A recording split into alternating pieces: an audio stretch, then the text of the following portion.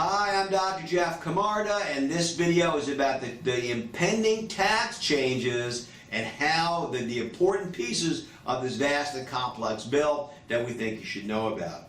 Now, they say real tax reform only comes around once a generation.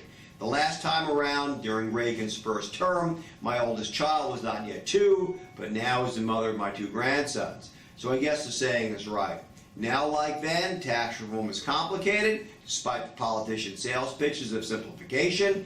Not only will strategy and preparation get hard and more confusing for many people, some will pay more, not less. As with any change, some win and some lose.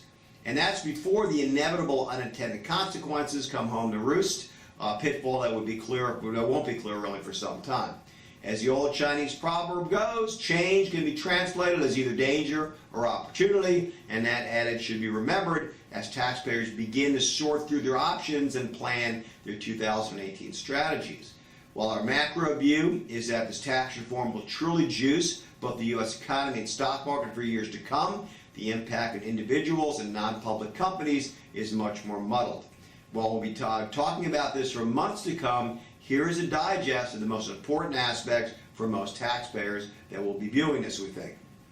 Number 1, the estate tax has not been repealed, but the tax-free exemption amount has been doubled to about $22 million for couples, but only until 2025, when the exemption will drop back to existing levels.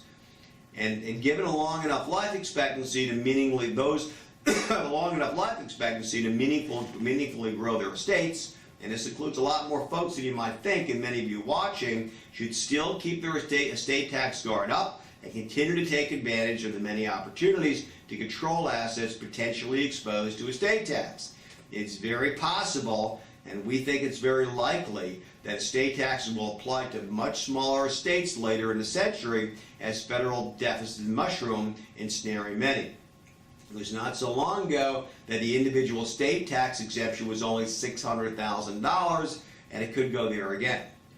Number 2, mortgage interest deductibility is now limited to loans of $750,000, down from $1 million. Loans prior to December 15th, 2017 are grandfathered. Home equity lines of credit are not grandfathered and are no longer deductible, so you may want to reshuffle your home debt portfolio. Itemized deductions, number 3, are now even more limited. They were sliced and diced in many ways almost to zero, depending on who you were and what you were looking to deduct. But home real estate taxes, together with any state and local income taxes, are now collectively capped at $10,000. There was no cap before. This is a big tax increase for many. Number 4, personal exemptions have been eliminated. While the standard deduction has been increased to slightly offset this, it is of no help for those who itemize. Number 5, the AMT, or alternative minimum tax nightmare, has been lifted for many, and only those at the very highest income levels, $1 million or so, will have to go through the bother of calculating tax under 2 different systems and paying the higher amount. That's the AMT. Number 6, say goodbye to bracket creep. Due to a change in how inflation will affect tax brackets, taxpayers will tend to stay in higher brackets longer, since inflation will not effectively lower the taxable income as rapidly as in the past. This means more tax and the so-called stealth tax, because it kind of creeps up on you, you're not aware it's there. Number 7, this is a big one for business owners. Pay attention. Number 7, S-Corp, SLLC owners will see some relief, though not nearly as much as had been initially hyped. Instead of a lower tax rate, they will instead now get a deduction for 20% of qualifying, be careful on the qualifying income, but still face the highest 37% tax rate. The highest bracket has been dropped to 37 from 39 and change. S entities also won't get some breaks applicable to C entities, C corporations typically.